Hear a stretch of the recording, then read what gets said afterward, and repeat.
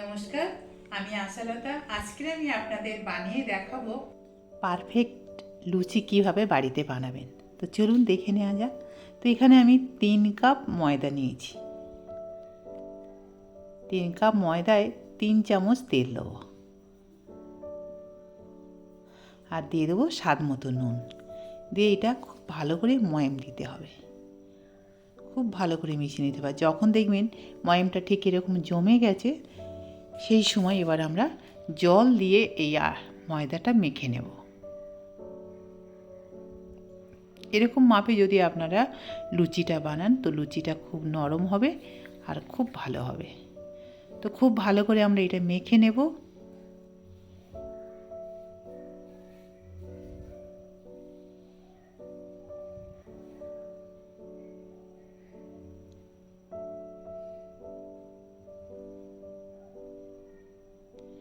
এবার এটা মাখা হয়ে গেছে, এবার এটা ঢাকা দিয়ে রেখে দেব। তার আগে একটু তেল মাখিয়ে নেব, তাহলে কি হবে, ময়দাটা শুকিয়ে যাবে না।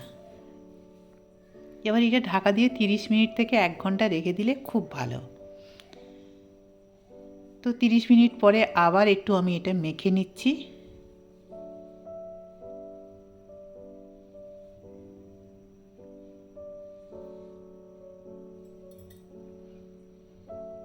এবার নিজেদের সাইজ মতন লুচিটা কেটে নেব।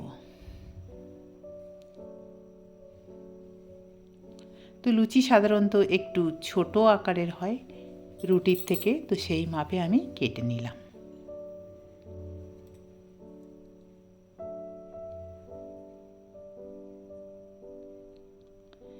এবার এখানে একটু তেল দিয়ে এটা আমি বেলে নিচ্ছি। এটা তেল দিয়ে বেললে খুব ভালো হয়, আর লুচিটা একদম পাতলা করে বেলতে হবে, তাহলে লুচিগুলো খুব ফুলবে। ধারগুলোও যেন মোটা না থাকে, পাতলাই হয়। তো এইভাবে আমি আপনাদের এটা ভালো করে দেখিয়ে দিলাম।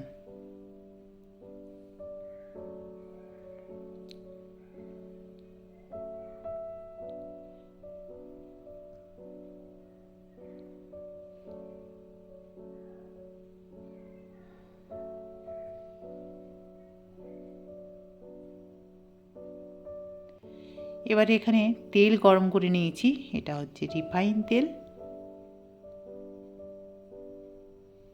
তো রিফাইন তেলে লুচিগুলো ভেজে নেব। এবার দেখতে পাচ্ছেন লুচিগুলো কত সুন্দর ফুলে যাচ্ছে। তো একটা দেখিয়ে দিলাম, আরও একটা দেখে নিন।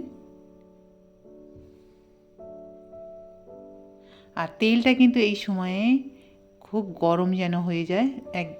তেল ঠান্ডা থাকলে কিন্তু লুচিগুলো অত ফুলবে না।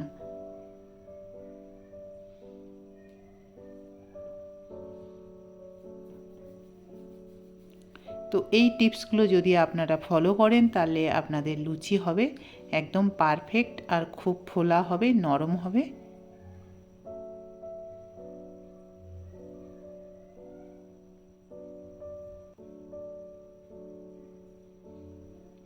হালকা একটু চাপ দিলে আরও লুচিটা খুব তাড়াতাড়ি ফুলে যায়।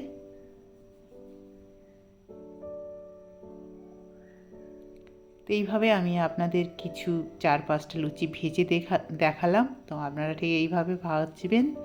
কেমন লেগেছে রেসিপিটা অবশ্যই কমেন্ট করে জানাবেন। আপনাদের যদি এই রেসিপিটা ভালো লাগে, তাহলে লাইক করবেন, শেয়ার করবেন, আর নতুন নতুন ভিডিও পাওয়ার জন্য আপনারা অবশ্যই সাবস্ক্রাইব করবেন।